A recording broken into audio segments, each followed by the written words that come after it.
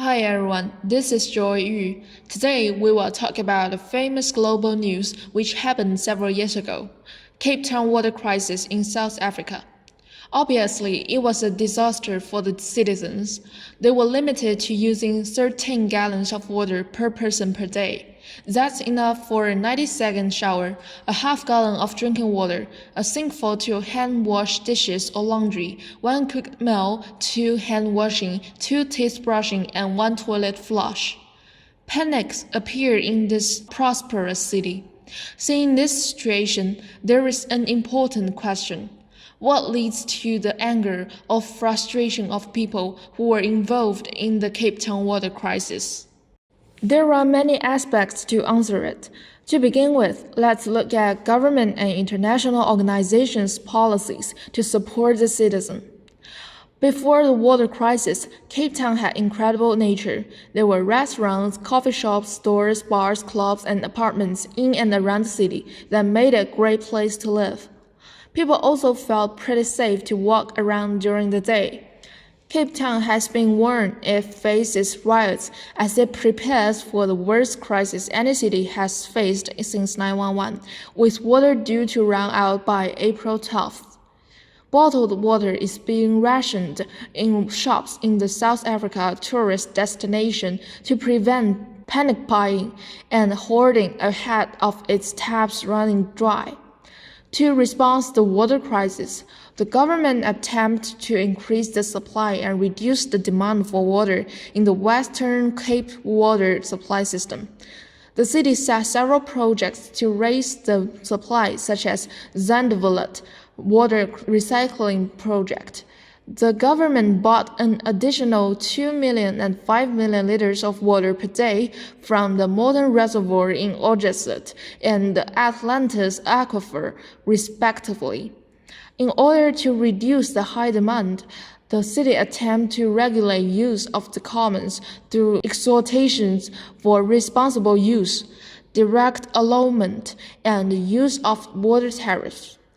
However, although these actions reduced the destructions of the environment and unsatisfaction of people, it took a long time for citizens to recover from the water crisis. Moreover, the media, such as fake news, influenced people's opinions. According to the research Framing the End, analyzing media and meaning making during Cape Town's Day Zero on the website Frontiers, we know that the effectiveness of news reporting on environmental and resource management issues has led media to play an increasingly key part in the environmental communication field. For example, Premier Helen Zille was quoted as saying, "Although the drought in the Western Cape is serious, there is no need to panic because provincial government is doing everything it can to avoid day zero and will not run out of water." Comparatively, others communicated day zero as a tragic apocalypse. This apocalyptical framing was supported by a narrative climate of fear or anxiety related to the potential or existing danger of day zero's arrival. In one case, the Daily Voice published an article in which a city resident expressed panic at the realization that day zero was truly coming. The worst-case scenario is unthinkable. To prevent outbreaks of diseases, schools and businesses will have to close. Prices of everything will skyrocket as a result, and desperate people will attack anyone even just suspected of having water. Forget about cash van robbers. There will be water tankers houses, and armed robbers will leave cell phones and TVs behind while making off the bottles of water. This confusion in the reported meaning-making process of the local population coincides with a twofold apocalyptical framing narrative in which Day Zero was communicated simultaneously as both a comic and tragic apocalypse, which contributed to the chaos. Next, the country's race inequality will be the focus. Jan van Riebeeck, the founder of the gorgeous city of Cape Town, was pretty forthright about the local black population he found there in 1652. They are by no means to be trusted, being a brutal people living without conscience.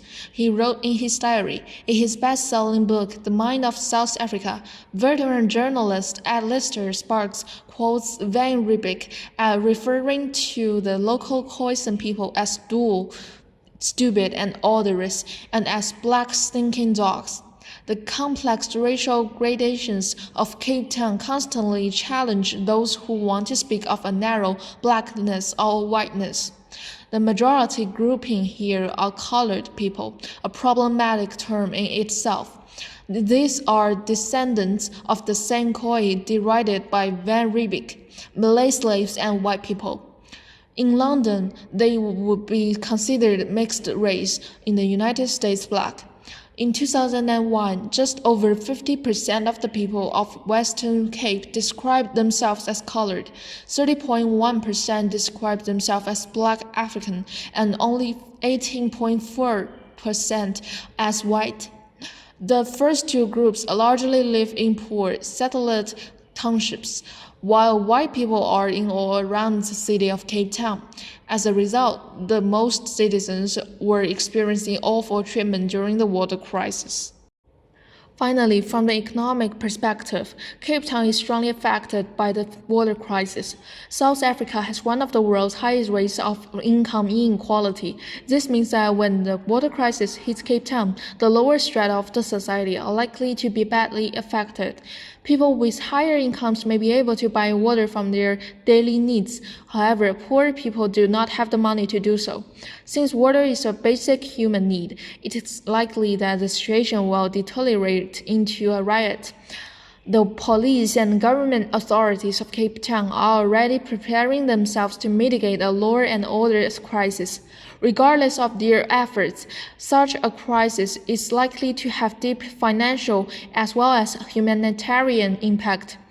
If the water in Cape Town City completely runs out, the city may face a massive emergency.